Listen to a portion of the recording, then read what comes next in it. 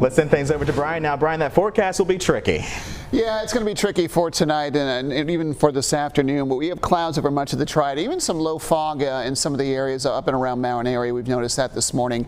Conditions are looking a little bit volatile during the afternoon and the hours for games set up for both the Dash and the Grasshoppers tonight. We'll have a decent shot for passing showers and thunderstorms in a very warm and unseasonably humid afternoon. As we move into the evening, I think things begin to slow down a little bit more. There will be scattered showers around. The way things look like right now, and this could change over the course of the day, is they should get these games in, but they might be interrupted by some showers and some lingering thunderstorms, especially during the early innings would be the best bet.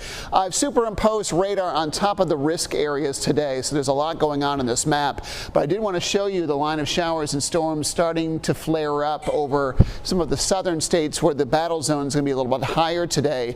There is an area of strong thunderstorms arcing out of Tennessee and moving into Kentucky, and a lot of those are moving northeast of us and along the mountains instead of into the mountains. That's a good sign for us initially. It's this line here that can cause some problems as we go into the afternoon hours today.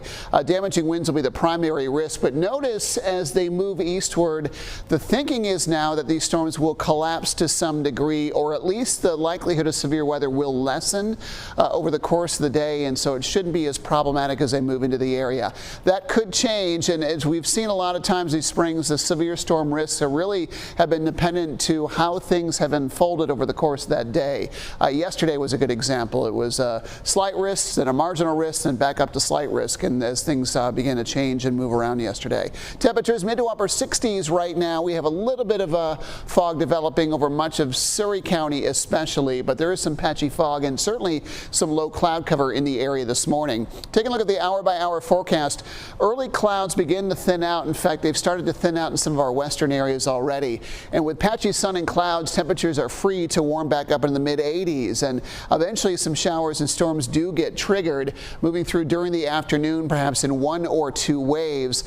First pitch is at 6:30 in Greensboro, 7 o'clock in Winston-Salem. And you can see things from most of the game should be a lot quieter if these models prove true. But there will be a chance for lingering showers this evening and especially redeveloping later on tonight. We start on the 60s tomorrow, and then a secondary line along the actual cold front begins to move through tomorrow afternoon.